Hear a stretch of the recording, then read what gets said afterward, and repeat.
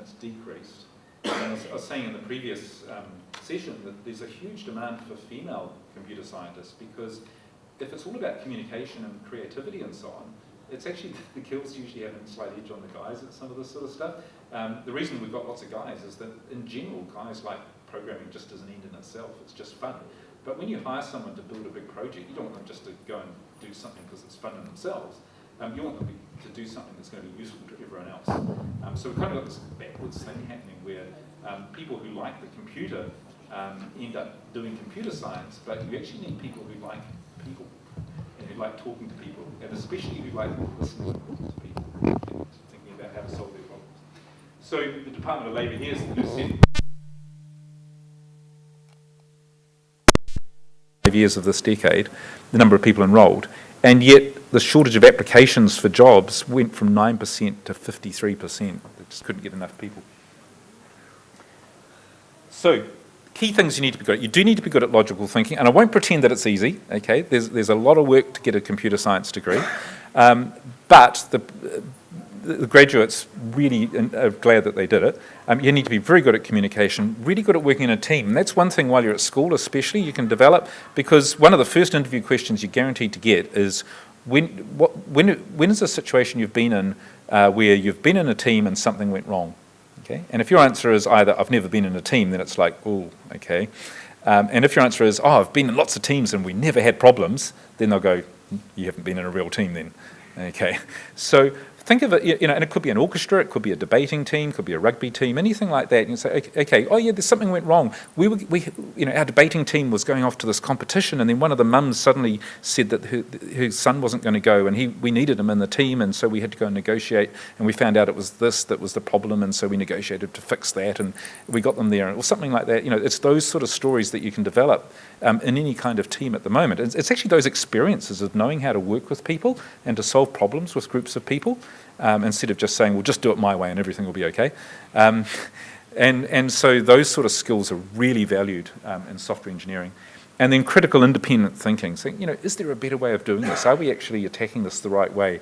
Have we actually got the right problem? Is this really what the customer wants? Most customers don't actually ask for what they want, they ask for what they think they want. And it's not that you don't want to get back to them and say, oh, you don't really know what you want, I'll do it. But it's like, well, why are you asking for that? Maybe, do you actually mean you're trying to solve this problem here? There's a famous example of an outfit as a library where they used to fill out every form in triplicate when they used paper cards so that it could be filed in 3 places. So they asked for a computer screen with 3 sections on it where you could type the information in 3 times. Okay. You need to think, what do you actually want to achieve here, and how could I do it better for you? In case money matters, this is off Trade Me yesterday. The median salary for people working in IT is $95,000. That's after you get a bit of experience typically. It gets as low as $47,000, and it goes all the way down to hospitality and tourism with a median salary of $36,000. Now that's a sample of Trade Me, but IT is always up there because there's just a desperate shortage of people who know how to do things. Okay. Property is quite good, but I think there were like 50 jobs in property and 1,000 jobs in IT going at the moment on Trade Me. Yeah. You said there's this huge shortage now, but by the time that we're out, yeah. Will there still be a shortage? That's a really good question, actually. I just don't know if there will be a big shortage, and to some extent, so I don't think there will be, because there's never a shortage of creative people. I mean, people keep thinking of stuff that you'd never have thought of. I mean, that flu trends, or who thought of YouTube? Who thought of that, and so on. And so some of you will probably think of things that just never existed. I think what will happen is the progress can happen faster if there's not a shortage. But quite frankly, I suspect there always will be a bit of a shortage, because it is hard work, and it does take a particular kind of person with that big mixture of technical and people skills and so on to really do well. And that's not everyone's cup of tea. Yeah, so.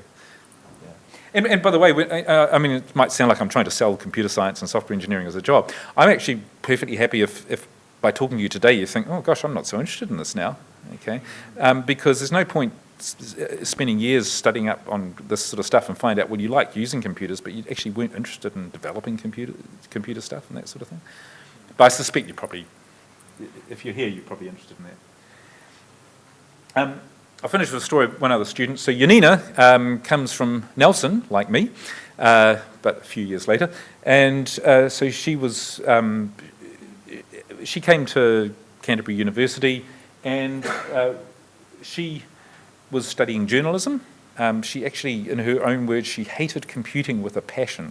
When she was at school, computing was like the really boring people that you didn't want to be with. This is Nelson. And it's probably really different here. And so she absolutely wasn't interested. But when she was at university in her first year, her boyfriend was doing computer science. And she was looking at what he was doing, and she said, actually, that's kind of interesting. And she actually started reading some of his books and got her head around it. And in her second year, she enrolled in computer science. And I first came across her at the end of that year because she'd done first year computer science, but she tried to do second year at the same time. She got the prize for first year, and she almost got the prize for second year at the same time. Both Craig and Yanina are not average students, but it's just an extreme example of, I mean, if she didn't have a boyfriend doing computing, she would be a journalist now, okay? And so one of my big goals is to let you know what the stuff is, so you don't have to find a boyfriend or girlfriend or accident, you know. We have quite a few students who just get into computer science by accident. They had to do it to fit in their timetable or something like that, and they discover that they absolutely love it. And the real big goal is that if you can find that you've got a passion for this stuff, find it out now so that you don't, you know, have to mess around doing journalism, for example. But that worked out really well in the end, because the book that we're writing for high schools, she wrote one of the chapters for us, and it's quite well written because she is trained as a journalist. So yeah, she's a high achiever. She's ended up joining, there's all sorts of programming competitions and so on that you can go in, and so her team did really well. And so here's a quote from her: "Really enjoyed the challenge of studying it, and there's so much to learn that you don't know." And the reason I love teaching it is that whenever I'm teaching it, I'm learning something, and there's just so many cool things that you think, well, that's not possible, and it is, or you think, well, that would be easy, and it isn't. And it's kind of neat dealing with those sort of things. So one of the things one of her teams went in the Microsoft Imagine Cup, where you have to, and the challenge was to imagine a greener world. And they came up with the idea of taxi buses. And the way that, so it's a cross between a taxi and a bus.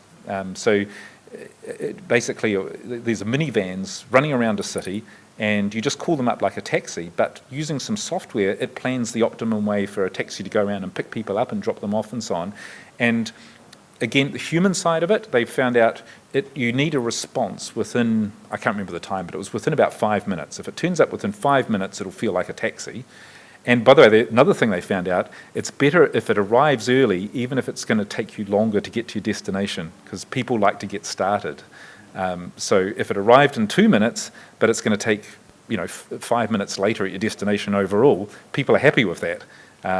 And so they developed software that planned, and they simulated all these buses and taxis and random people calling in and so on, and they figured out the optimum way of doing it using some really clever algorithms. And it won them a prize which got them to Paris, to the finals for this competition, and that's the team that did it. And one of the things that they were really interested in was making a difference in the world. They actually calculated how many tons of carbon that this would save, not having empty buses going around and not having people driving cars. So it's all the convenience of a car and closer to the cost of a bus. Two of them have since formed a company, and they're still working on it. Unfortunately, they started just before the earthquake in Christchurch, and so there was actually a company was about to try it out, and then there were no buses in Christchurch. But as far as I know, that's still being developed, and it may well come to fruition. It's just a matter of really good algorithms and really good understanding of how people want things to work. So there's a few thoughts about what it takes to do computer science. If you want a bit more information, actually that second URL there, the CSANZ, Computer Science Association of New Zealand, it's all of the New Zealand University computer science departments have got together, and there's a brochure there. There's a high school page there with a brochure that sort of talks about what you might do at school and what sort of opportunities there are and so on for students in New Zealand.